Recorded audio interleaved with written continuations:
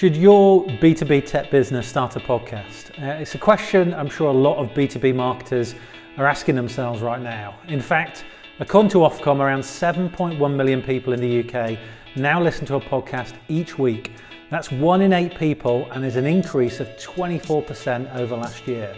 And even the prolific Gary Vee is waxing lyrical about the concept of B2B companies setting up niche podcasts and the benefits it can give you. So in this video, I'm going to talk you through our experience of running a podcast for the last 18 months. And I'm going to talk to you about the learnings, the surprises, and of course, the benefits. And if you stick around to the end, I've got a resource for you with a list of all the tech we use to create our podcast.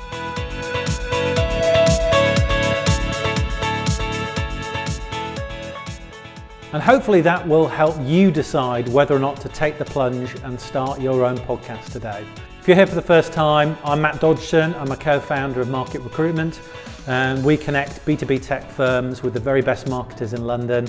If you're here for the first time on YouTube, please subscribe below so you can get a notification when the next video lands. But first, why did we set up a podcast? And it wasn't really until my business partner, Fiona Jensen, suggested the idea that I'd ever really thought about it. I thought it was for big companies, people with big followings. But Fiona's idea was to create a podcast to give back to the B2B marketing community, our audience.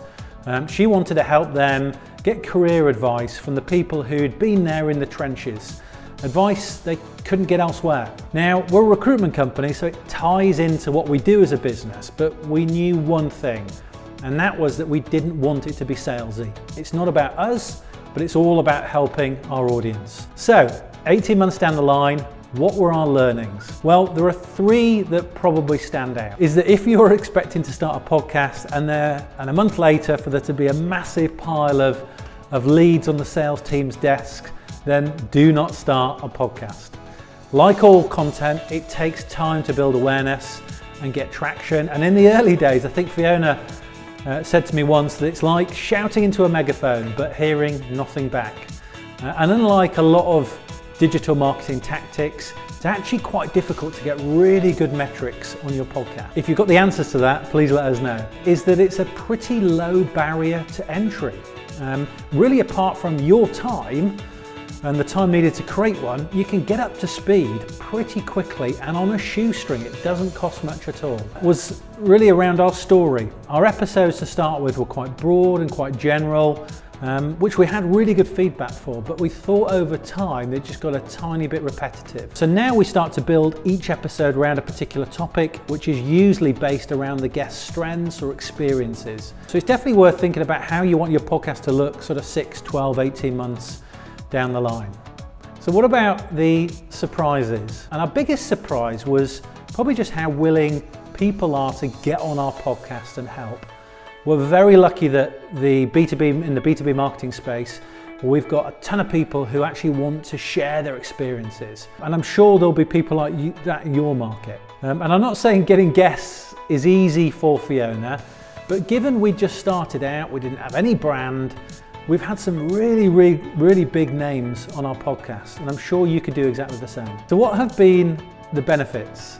And I'm going to give you these in rapid fire fashion because there've been a few. You get to help your audience and also give an insight into who you are and your business is in a really non-salesy fashion. On top of the podcast itself, it's great content, and you can also repurpose that content as well. It's definitely helped us position ourselves as thought leaders, and it's also opened up a lot of conversations with senior contacts in our market that we probably wouldn't have got otherwise. And from a real results perspective, we can attribute sort of 5, 6 placements from people who are getting in touch with us off the back of the podcast. Plus, we placed a guest from our podcast into a really senior marketing director role. So, you know, we've got some tangible results from it. It's also helped us connect with influencers in our market. So Joel Harrison is a really good example of that. He's the main guy at B2B Marketing, and he's helped us in return off the back of it. So,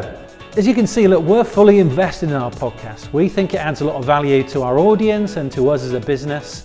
And if you'd like to actually check it out, then please see a link in the comments below. And if you've got any questions for us, please give us a shout.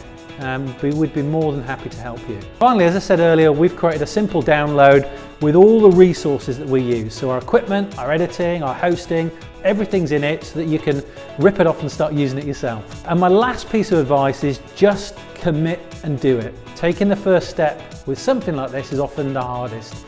And I hope we've helped you in some way to decide to take that journey. And if you do, best of luck.